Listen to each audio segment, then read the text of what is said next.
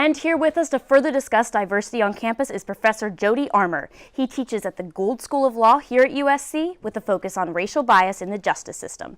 He's appeared on many TV and radio programs to speak about race relations. Professor Armour, so glad that you could join us today. Good to be with you. All right, so Professor Armour, there have been a number of incidents where students of color say that they have been racially profiled here on campus. Could you maybe comment on their claims? Yeah, well, to be racially profiled is to be treated differently because of your race. So what you're saying is a similarly situated white person would not have been stopped by the police, would not have been asked questions. I was, in part because he made an inference about me based on my racial identity. And the question is, are people always being racist when they discriminate against others on the basis of their racial identity? What we're finding in some of the psychological studies is sometimes well-meaning people who are racially liberal and don't intend to discriminate, unconsciously discriminate against outgroup members like blacks. Not meaning to, they treat them differently because of their unconscious psychological processes. So that's the problem. You can have racism without racists, if you will. You can have discrimination without conscious wrongdoing by the people doing the discriminating. So that's one of the things that we're learning from modern psychology, and it's one of the things that makes the profiling debate so difficult and so full of dilemmas and trouble. You work with police officers and guards and things like that to kind of talk to them about their own biases. Yeah. How do you approach those individuals without offending them? Yeah, the key thing is not to go into these conversations just talking about racism or racist. Nobody wants to view themselves as a racist. Even if you talk about unconscious racism, no one wants to view themselves as an unconscious racist. Just that label is so distasteful that a lot of people try to distinguish and distance themselves from it. I find it's much better to talk about mental habits. Look, we're all creatures of habit.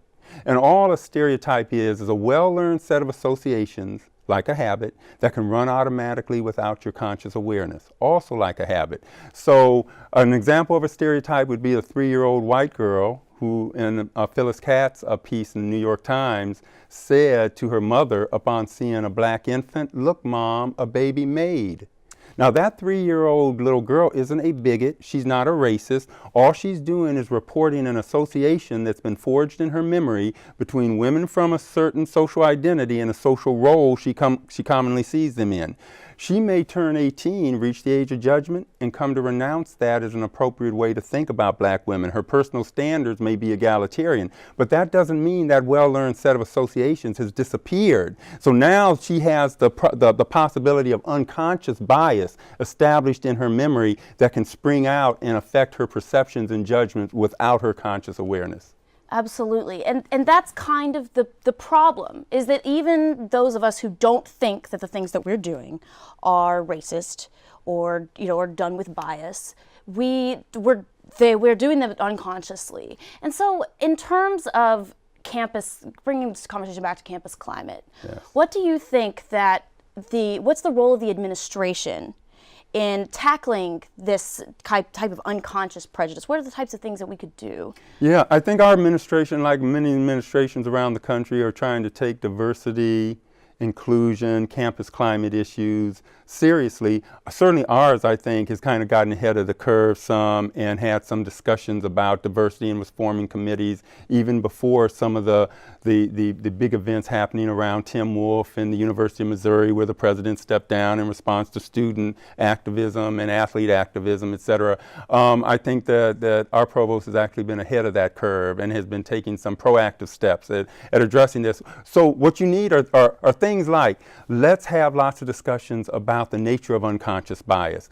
Let's start to talk about ways that we can combat unconscious bias, because one of the things we've learned is that to combat an unconscious habit, a mental habit, requires intention, attention, and effort. Think about any bad habit that you're trying to break. If you're trying to break a bad habit, whenever you're in the presence of environmental cues that trigger the habitual responses, you have to bring to mind your conscious commitments for how you want to go forward. It takes intention, attention, and effort. In other words, it takes color consciousness, not color blindness. You can't, for a long time people have said, oh, if you're just color blind, you can get over discrimination. It's kind of that old Stephen Colbert joke when he used to say, I may have black black friends, but I don't know because I don't see race. Some people tell me I have black friends. Of course, we all see race. We see, gender. It's in our mental processes to recognize that, and then the unconscious processes can get started. So it takes attention, intention, and effort to combat these unconscious biases. And for example, give me one quick example. The Trayvon Martin case of how you might do this. And Trayvon Martin, remember, 17-year-old black male, went to get some iced tea, Arizona iced tea and Skittles, and George Zimmerman shot him and argued stand your ground, who was a non-black shooter, right? Try some racial role reversal and see if you have the same response. Say, make Trayvon Martin a 17-year-old Brad Pitt, and make George Zimmerman, I don't know, Wesley Snipes, some familiar black person that you know. A lot of people are going to have a different reaction to those facts. I'm not so sure there's an acquittal in that case under those facts because race matters. So, there are exercises like that in which we can try to consciously confront our own stereotypes, our own unconscious habits, our own biases, and try to resist succumbing to them. But it takes work. It takes a commitment as a community. We have to start looking at discrimination not as just something bad people do, but that we all do because it's part of our cultural belief system. We're swimming in stereotypes all the time. So it's a collective problem that we need a collective solution to. Your work in law, like I was mentioned earlier, focuses on the way that biases shape policy. And so are there any particular policy changes you feel like need to be made? Okay, let's start with our smaller society, the one we have more control over our own campus. We can start with honest conversations. What the Black Lives Matter movement has effectively done over the last 18 to 24 months and raised consciousness around the nation, around racial justice issues, is follow two practices. Number one, disruption. We're going to shut it down, cut through complacency, about these kinds of issues, number one. So, and then number two, uncomfortable conversations. Let's have, so we don't need necessarily a lot of disruption. What we do need is a willingness to embrace, right now I don't think on campus, right, because we're having a conversation now, we're moving in the right direction. Now it's a matter of, are we ready to have the uncomfortable conversations? And I think that's, can we have forums? Can we have plenty of opportunities in the classroom and out to have difficult conversations that can help us all grow? Because USC students are going to go out into the world and be leaders. And to be a leader in an increasingly multicultural world, you have to understand differences among people and how to lead with a lot of diversity in the world around you. So this is a great training ground for stepping outside these walls and learning how to deal with inclusion and diversity in the campus setting. You may have heard about Texas at Texas A&M. There were some students who, high school students who were visiting, and they were the subject to racial slurs from some of the university students on campus.